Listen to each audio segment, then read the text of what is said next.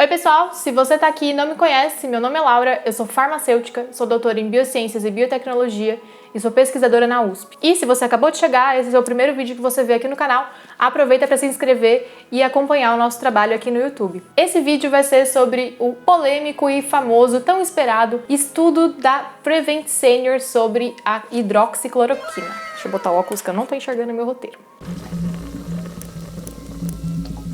Bom, há algumas semanas, em março mais ou menos, os gerentes médicos da Prevent Senior anunciaram que iniciariam um estudo clínico usando a hidroxicloroquina e azitromicina combinadas para tratar os pacientes com Covid-19. A Prevent Senior é um plano de saúde especializado em pacientes com mais de 60 anos aqui da cidade de São Paulo. Bom, finalmente saiu o artigo preliminar sobre esse estudo, que tratou os idosos supostamente na fase inicial da doença Covid-19. Memorizem essa palavra supostamente porque ela vai ser importante daqui a pouco. Bom, é importante lembrar também que o estudo é preliminar. Ele ainda não é um estudo publicado numa revista científica, revisado por outros cientistas e realmente reconhecido como um estudo válido. Ele é simplesmente um arquivo que foi postado na internet. E ontem, 20 de abril, quando a gente estava preparando esse roteiro, saiu uma matéria na Folha de São Paulo dizendo que o estudo não tinha autorização para ser feito, ou seja, ele foi feito de forma irregular.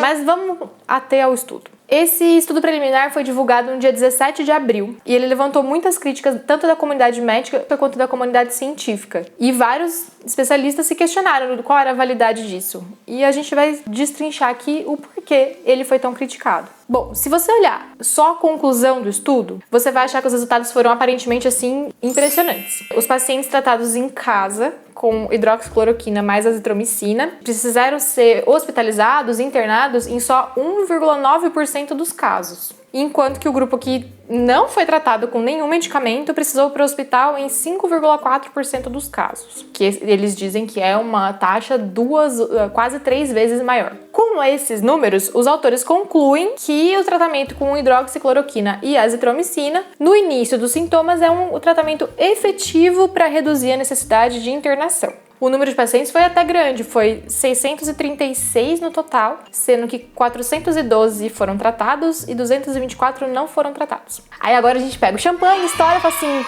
funcionou?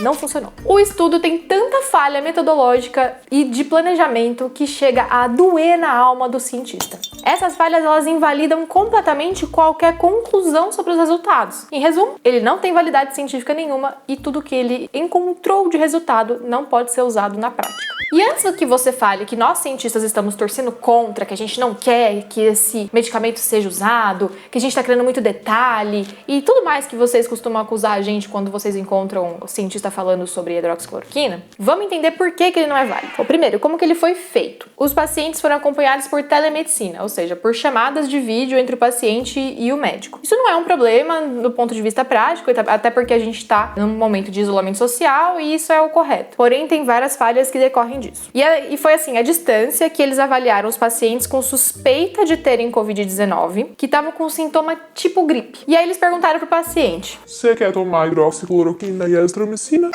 Quero sim. Pronto, tá aqui. Toma hidroxicloroquina e azitromicina. E aí quem respondeu sim, entrou no grupo de tratamento. E quem falou assim, valeu, quero não, foi o grupo controle. Nenhum paciente foi testado pra ver se tinha ou não o vírus. Nenhum. Zero. Nada. Neca de pitibiriba. Amado, como que você não testa se a pessoa tem o vírus ou não pra saber se o remédio funciona contra o vírus? Me explica. Então, essa já é a falha mais óbvia. Eles testaram remédio que era pra ver se funcionava contra a Covid-19 sem saber se os pacientes tinham Covid-19, né?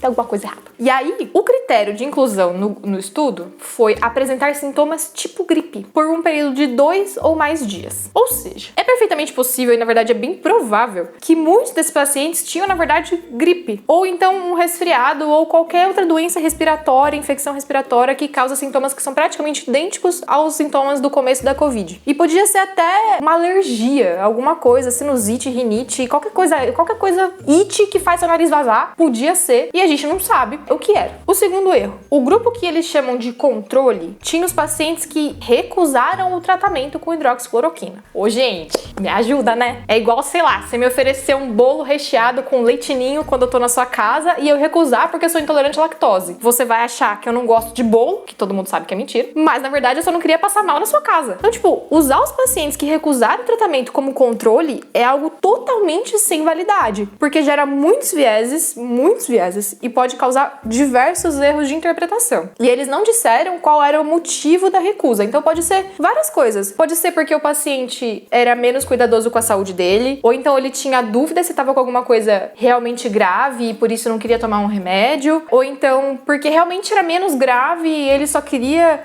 procurar um atendimento médico por desencargo de consciência. Então tudo isso coloca uma tendência, um viés na conclusão, e essa separação bizarra de grupos elimina a avaliação correta do efeito placebo, por exemplo. Porque quem recebeu o remédio sabia que estava tomando remédio. Então pode ser que essa pessoa tenha melhorado só por achar que o remédio estava fazendo bem e não porque realmente o remédio teve algum efeito. Então a gente não conseguiu eliminar esse viés da conclusão desse resultado. Aí entra o terceiro erro, porque os pacientes não foram selecionados de forma aleatória, eles não foram randomizados. Tanto os pacientes quanto os médicos sabiam quem estava tomando remédio ou não. Ou seja, ele não foi um estudo duplo cego. A Ana falou sobre isso num vídeo que vai aparecer aqui em algum lugar.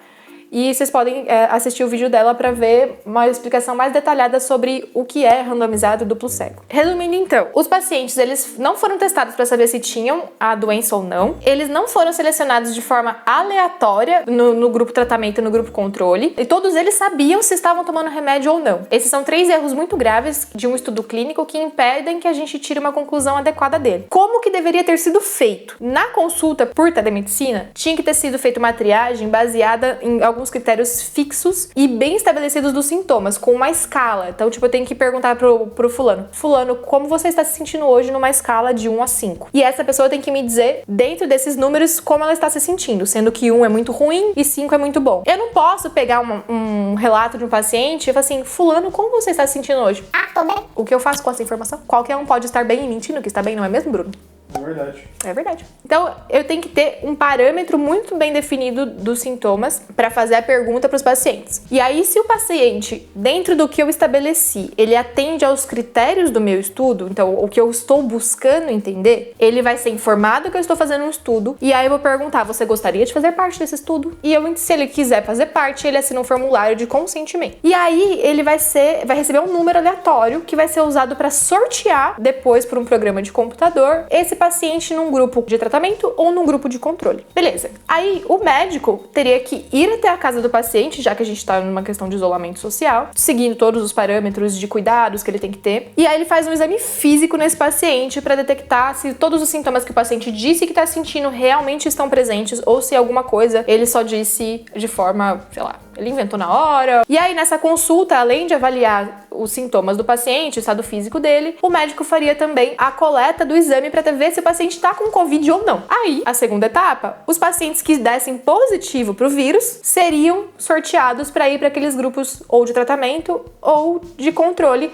de forma aleatória. Aí, uma pessoa que não tem contato nem com o médico, nem com o paciente, montaria, tipo, envelopinhos, vamos dizer assim, com esse envelopinho tem o tratamento, esse envelopinho tem comprimidos de farinha, que seria o meu placebo. E aí, esses envelopinhos vão ser sorteados também para mandar pros pacientes, e nem o paciente, nem o médico vai saber o que ele tá tomando. Então, nesse caso, eu consigo ter uma certeza de que o efeito que o paciente tiver é placebo ou não, porque o paciente não vai saber o que ele tá tomando. Bom, é assim que deveria ter sido feita essa etapa. Mas tem mais alguns erros. Então, voltando para isso, um outro ponto muito importante é que se a gente olhar a tabela que tem no artigo, que é a tabela que mostra as características de cada paciente, de cada grupo, a gente percebe que os pacientes do grupo que foi tratado tinha mais sintomas mais graves do que o grupo não tratado. Isso pode explicar, por exemplo, a recusa do grupo não tratado de tomar o remédio. Tipo assim, eu não tô tão grave, eu não tô com falta de ar, eu não tô com tosse persistente, então eu não preciso de remédio. Então, isso é um dos fatores que pode ter levado a essa recusa, que eu já tinha falado. E aí é um viés importante, porque eu tô partindo de um grupo de tratamento que